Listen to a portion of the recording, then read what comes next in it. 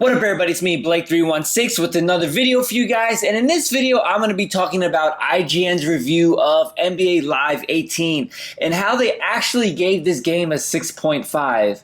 And this isn't the first time that I have not agreed with one of IGN's reviews, and this is another time where I strongly disagree with the review score. You know what? I don't think this game is as bad, or first of all, it's not even bad period, and it's definitely not as bad as a 6.5, and I guess this is kind of my review of the game, and as well as kind of letting people know that this game is not a 6.5.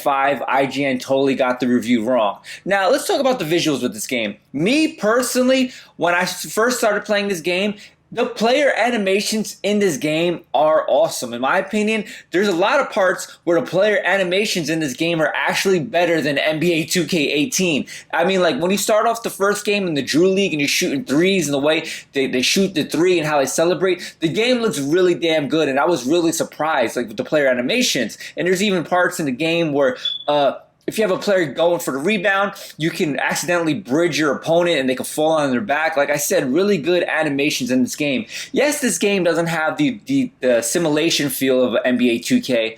It definitely feels a little bit more arcade-ish. It definitely has the same feeling and vibe of the old NBA Live games, whether it's NBA Live 2004 with, I believe Vince Carter was on the cover, or, you know, NBA Live 99 when Antoine Walker was on the cover. It definitely has that same old school NBA Live feel. One thing about the gameplay I did not like, and maybe I haven't figured it out, if anyone could correct me if I'm wrong, in NBA 2K18 you can sub your players in and out of the game while you're actually still playing using the D-pad.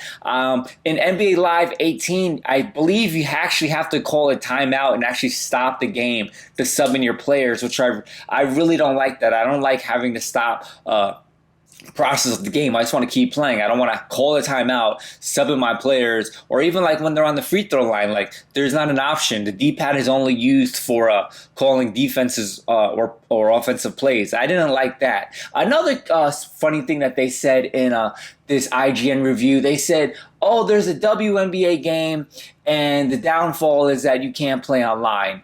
You know what? That does kind of suck, but they really missed out a key element of the WNBA in this game.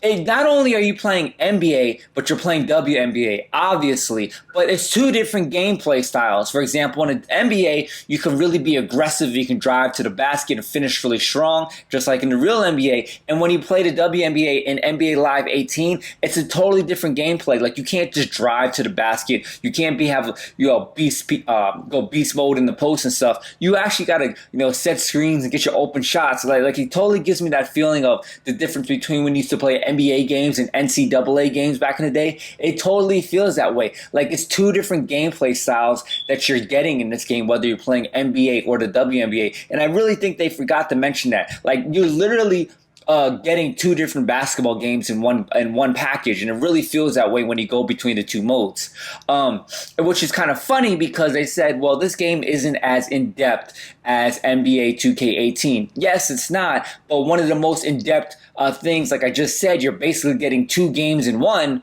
They didn't mention anything about it, which was kind of funny. As far as, like I said, the player animations are really cool. As far as graphics, it's funny. Some players do look a lot better than other players. Like, for example, James Harden looks awesome in this game. Lonzo Ball doesn't look so awesome. Lonzo Ball looks a lot better in NBA 2K18 than he does in NBA Live 18.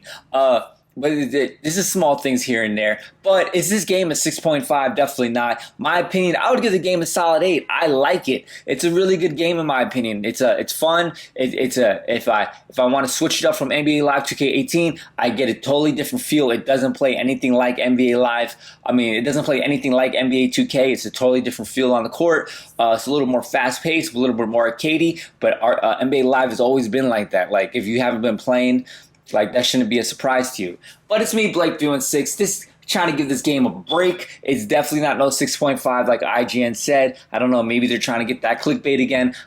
But it's me, Blake316. Make sure to subscribe for future videos. Follow me on Facebook, Twitter, Instagram, all that good stuff. Until next time. Oh, and if you want to get that work in this NBA Live, you can get it too. Peace.